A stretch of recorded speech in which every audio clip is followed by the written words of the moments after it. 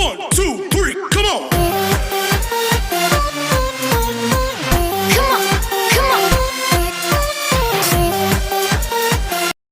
Hello students, स्वागत है आपका यूट्यूब के इस चैनल में जिसका नाम है संजय सर क्लास। और आज मैं लेके आया हूं आप लोगों के लिए प्रकाशिकी का एक नया वीडियो जिसमें हम लोगों को पढ़ना है दर्पण की वक्रता, त्रिज्या और फोकस दूरी में संबंध। ठीक है स्टूडेंट, पिछले वीडियो में हम लोग ये पढ़ चुके हैं कि प्रकाश किरण कहाँ पर आपतित होती है, कहाँ से होकर परावर्तित होती है और उसके प्रतिबिंब कहाँ बनते हैं। यदि आपने वो वीडियो नहीं देखा होगा तो प्लीज उस वीडियो को पहले देख लीजिए, तब आपको ये पॉइंट समझ में आएंगे। ठीक है स्टूडेंट, मैं इसको चालू करूं उससे पहले आपको कुछ महत्वपूर्ण बातों से परिचय करा देता हूं। सबसे पहले आते हैं हम क्या, एक दर्पण में वो दर्पण अवतल भी हो सकता है और उत्तल भी हो सकता है। हम ध्रुव से जब दूरी नापते हैं तो मान लेते हैं ये कोई वस्तु है, वस्तु ए बी। जब ध्रुव से वस्तु की दूरी लेते हैं तो ये दूरी क्या होता है, हमेशा वस्तु की दूरी ध्रुव से कितनी दूरी पर होती है, u दूरी पर होती है। जब भी हम वस्तु की दूरी को लेते हैं तो उसको हम किससे दर्शाते हैं, u से दर्शाते हैं। जब हम वक्रता केंद्र की दूरी लेते हैं तो वक्रता केंद्र की दूरी ध्रुव से कितनी होती है, वक्रता त्रिज्या के बराबर होती है और इसे हम दर्शाते हैं किससे, कैपिटल आर से। ठीक है स्टूडेंट, वक्रता केंद्र ध्रुव से दूरी क्या कहलाती है, वक्रता त्रिज्या कहलाती है और वक्रता त्रिज्या को हम किससे दर्शाते हैं, आर से दर्शाते हैं। फिर तीसरा पॉइंट आता है क्या, फोकस बिंदु। फोकस बिंदु की ध्रुव से दूरी को हम दर्शाते हैं किससे, एफ से। फोकस दूरी को स्मॉल एफ से दर्शाते हैं और ये दूरी कहां से लेते हैं हम, ध्रुव से। अब चौथा स्थिति होता है जो वस्तु का प्रतिबिंब, हम मान लेते हैं कि वस्तु का प्रतिबिंब अगर ए डैश बी डैश, तो वस्तु की प्रतिबिंब की दूरी को हम ध्रुव से किससे दर्शाते हैं, स्मॉल v से दर्शाते हैं। डियर स्टूडेंट, इन चारों को ध्यान से दिमाग में बैठा लीजिए। पहले के वीडियो में मैं ये बता चुका हूं कि जब भी कोई दूरी को हम मुख्य अक्ष पर नापते हैं तो हमेशा वो ध्रुव से नापते हैं। देखिए हमने चारों के चारों दूरियों को कहां से लिया है, ध्रुव से। ध्रुव से फोकस बिंदु की दूरी स्मॉल है, ध्रुव से वक्रता केंद्र की दूरी कैपिटल आर, ध्रुव से प्रतिबिंब की दूरी स्मॉल v, ध्रुव से वस्तु की दूरी स्मॉल u। सभी दूरियों को हम कहां से लिए हैं, ध्रुव से लिए हैं। चाहे अवतल दर्पण हो चाहे उत्तल दर्पण हो, दोनों के लिए हम जब दूरी नापेंगे तो ध्रुव से नापेंगे, वस्तु की दूरी को u से दर्शाएंगे, केंद्र से दूरी को r से दर्शाएंगे, फोकस बिंदु की दूरी को f से दर्शाएंगे और प्रतिबिंब की दूरी को v से दर्शाएंगे। ठीक है स्टूडेंट, लिख लें इसको। ये है स्टूडेंट क्या, ध्रुव से वस्तु की दूरी स्मॉल u, ध्रुव से प्रतिबिंब की दूरी स्मॉल v, ध्रुव से वक्रता केंद्र की दूरी कैपिटल R और ध्रुव से फोकस बिंदु की दूरी स्मॉल f से लेते हैं। अब हम इन बिंदुओं की सहायता से और पिछले वीडियो की सहायता से कि किरणें कहाँ आपतित होती हैं, कहाँ प्रतिबिंब बनता है, उनकी सहायता से अब हम आगे के व्यंजकों को हल करेंगे। अगर वो वीडियो आपने नहीं देखा है तो फिर से कहूंगा उस वीडियो को देख लीजिए, क्योंकि अगर उस वीडियो को नहीं समझेंगे तो ये समझ में नहीं आएगा। और यदि वे वीडियो समझ में आ गए हैं तो आपको बता रहा हूं, आपको फिजिक्स से मोहब्बत हो जाएगा। प्रकाशिकी इतने अच्छे से समझ में आएगा कि कभी नहीं भूलेंगे। ठीक है स्टूडेंट, नोट कर लीजिए। अब हम आते हैं किस पे, दर्पण की वक्रता त्रिज्या और फोकस दूरी में संबंध पर। यह टॉपिक बहुत ही इंपॉर्टेंट है। यह पिछले वर्ष छत्तीसगढ़ माध्यमिक शिक्षा मंडल के परीक्षा में पूछा जा चुका है, इसलिए ध्यान से समझिएगा स्टूडेंट। एक अवतल दर्पण है, ये उत्तल दर्पण है। हम दोनों दर्पणों में समझेंगे और दोनों दर्पणों से संबंधित व्यंजक को बनाएंगे। एक कोई प्रकाश किरण है जो मुख्य अक्ष के समांतर क्या होती है, आपतित होती है। ये कोई प्रकाश किरण है, प्रकाश किरण ए, जो इसके बिंदु बी पर क्या होती है, आपतित होती है। ये कोई प्रकाश किरण है जो मुख्य अक्ष के समांतर बिंदु बी पर क्या हो रही है, आपतित हो रही है। अब जब बिंदु बी पर यह आपतित हो रही है तो बिंदु बी पर हम क्या खींच देते हैं, एक अभिलंब खींच देते हैं। ए बिंदु बी पर क्या हो गया, अभिलंब हो गया, और अभिलंब के साथ एक कितने अंश का कोण बनाएगा, आई कोण बनाएगा। ठीक है स्टूडेंट, ये अभिलंब के साथ कितने अंश का क्या कोण बनाएगा, आई कोण बनाएगा। और यफ बिंदु यफ पर क्या होगा, ये परावर्तित हो जाएगा। ऐसे ये परावर्तित हो जाएगा। ये कोण क्या बनेगा, परावर्तन कोण कितना बनेगा इस पर, परावर्तन कोण बनेगा इस पर आर का। ठीक है स्टूडेंट, समझ में आया। एक कोई प्रकाश किरण ये भी अवतल दर्पण पर आपतित हो रहा है और फोकस बिंदु से होते हुए क्या हो रहा है, परावर्तित हो जा रहा है। ठीक, इस दर्पण पे लेते हैं उत्तल दर्पण पर। उत्तल दर्पण पर एक कोई प्रकाश किरण ए बी मुख्य अक्ष के समांतर क्या हो रहा है, आपतित हो रहा है।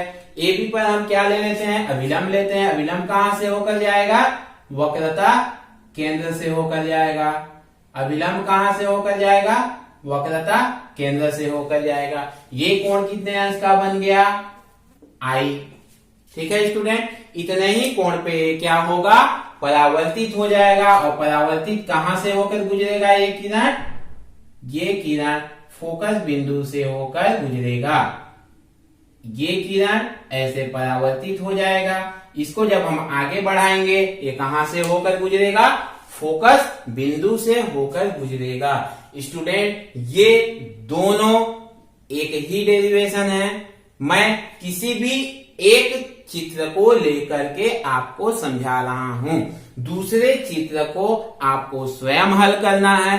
यदि नहीं बनेगा तो कमेंट्स बॉक्स में जाके कमेंट्स कीजिए, मैं आपको दोबारा बताऊंगा। मैं ये अभी हल कर रहा हूं, सेम वैसे ही दूसरा भी हल होगा। दूसरा को आप प्रयास कीजिए, नहीं बनता है कमेंट्स बॉक्स में जाके कमेंट्स कीजिए, मैं आपको दोबारा बताऊंगा।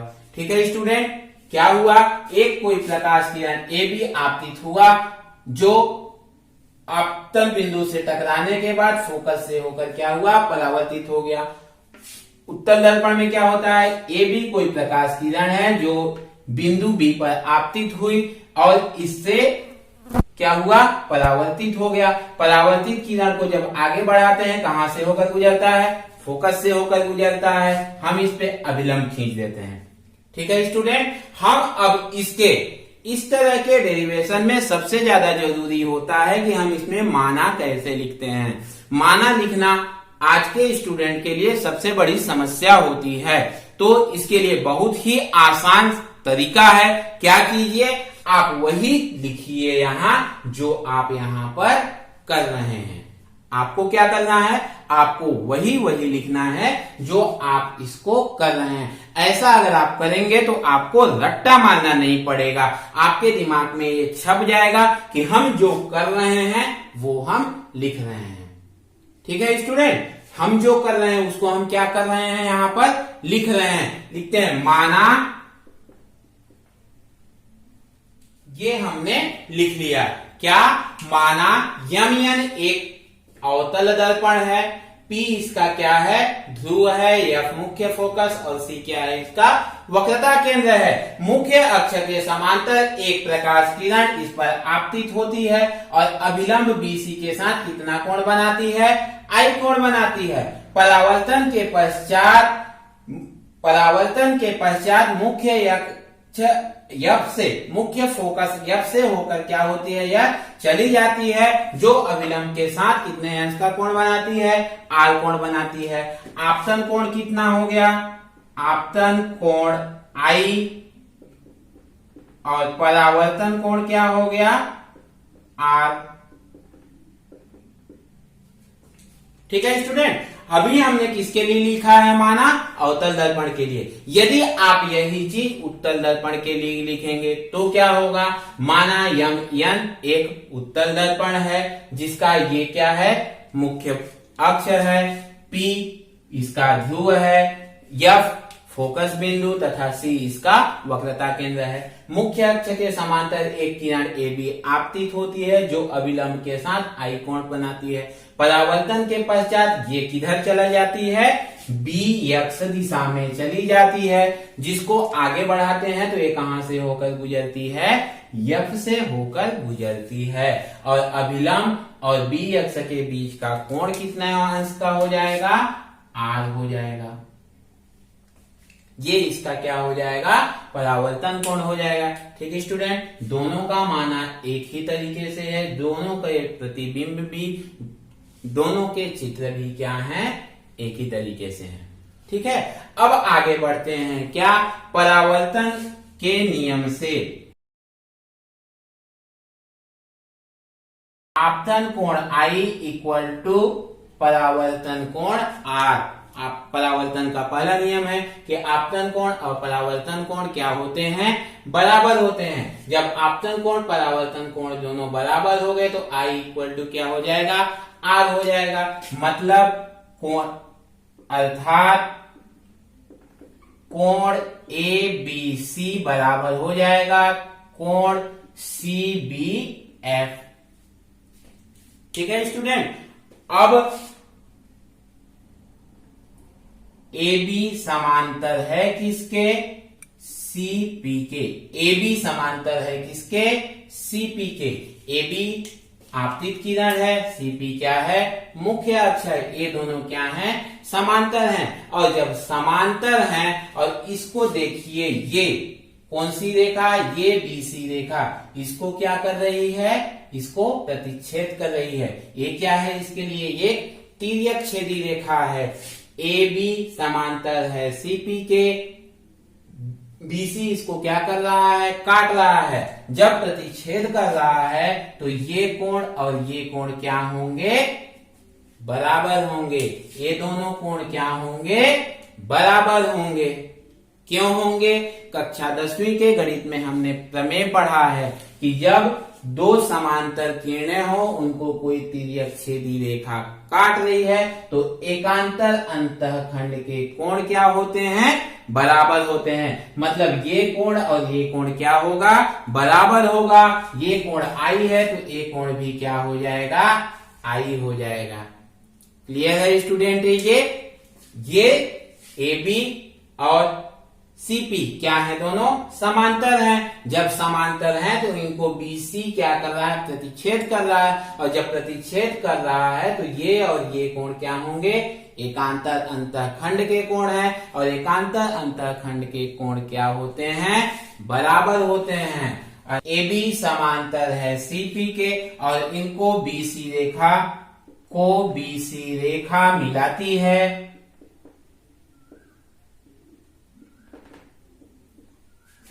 अतः कोण ए बी सी बराबर होगा कोण बी सी पी के। ये दोनों कितने होंगे, दोनों आई होंगे। क्लियर है स्टूडेंट, ये समांतर, दोनों समांतर रेखा है, इनको ये रेखा काट रही है तो ये दोनों एकांतर अंतःखंड के कोण है। अतः दोनों क्या होंगे, बराबर होंगे। लिख लेते हैं यहाँ पे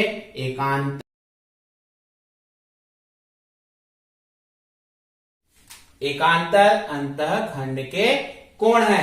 अब देखिए त्रिभुज सी बी एफ में, ठीक है, त्रिभुज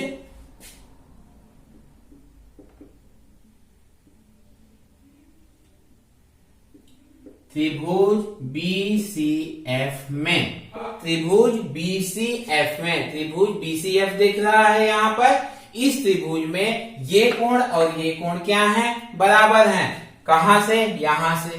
ठीक है, ये समीकरण, इसको नाम देते हैं एक, इसको देते हैं समीकरण नंबर 2। समीकरण 1 और 2 को देखिए। एबीसी किसके बराबर है, सीबीएफ के बराबर है। एबीसी किसके बराबर है, बीसीपी के। मतलब ये इन दोनों के एलएचएस क्या हैं, बराबर हैं। और जब एलएचएस बराबर हैं तो इनके आरएचएस भी क्या होंगे, बराबर होंगे।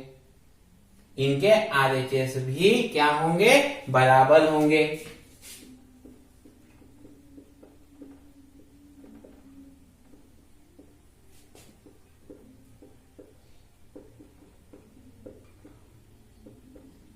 ये दोनों बराबर हो गए, बराबर हो गए दोनों। अब जब दोनों कोण बराबर हो गए तो हमने पहले पढ़ा हुआ है पहले के क्लासों में कि बराबर कोण की सामने की भुजाएं क्या होती हैं, बराबर होती हैं। बराबर कोण की सामने, किसी त्रिभुज में बराबर कोण के सामने की भुजाएं बराबर होती हैं। ये दोनों कोण क्या हो गए, बराबर हो गए। ये दोनों कोण, तो इसके सामने की भुजा कौन सी हो गई, इसके सामने की भुजा ये हो गई। ठीक है, और इस कोण के सामने की भुजा ये हो गई। कोण आई के सामने की भुजा BF, कोण R के सामने की भुजा CF। लिखें इसको, तो CF बराबर क्या हो जाएगा, BF के बराबर हो जाएगा।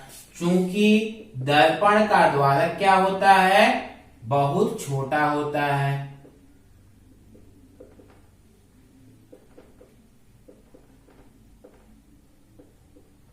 और दर्पण का द्वारक जब छोटा होता है उससे क्या हुआ, उससे ये हुआ कि हम B को लगभग P के बराबर मान सकते हैं।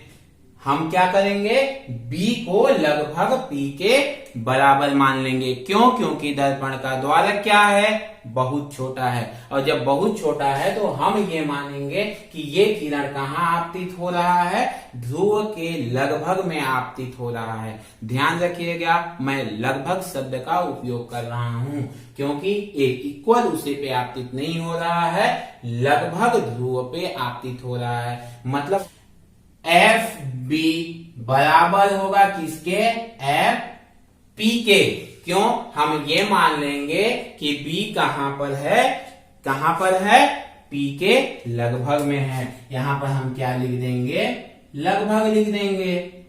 ठीक है, अब हम BF के जगह पे क्या लिख दें, FP लिख दें। अतः CF बराबर किसके हो जाएगा, FP के। ठीक है स्टूडेंट, इतना समझ में आया।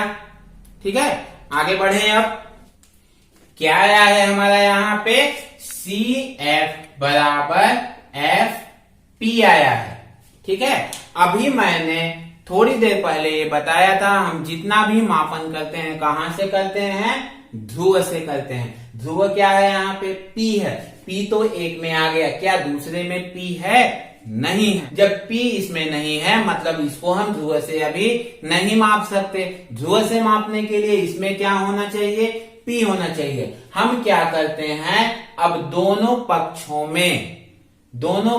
में ये क्या है, CF है। दोनों पक्षों में FP को क्या करते हैं, हम जोड़ देते हैं। इधर भी जोड़ देते हैं, CF plus FP equal to FP plus FP। दोनों पक्षों में हमने क्या किया, FP को जोड़ दिया। अब CF हुआ और FP हो गया। दोनों को जब जोड़ेंगे तो क्या बन गया स्टूडेंट, CP बन गया। CF और FP को हमने जोड़ा, क्या बना, CP बन गया। ये क्या बन गया, CP बन गया। ये क्या बन गया, FP कितना हो गया, 2FP।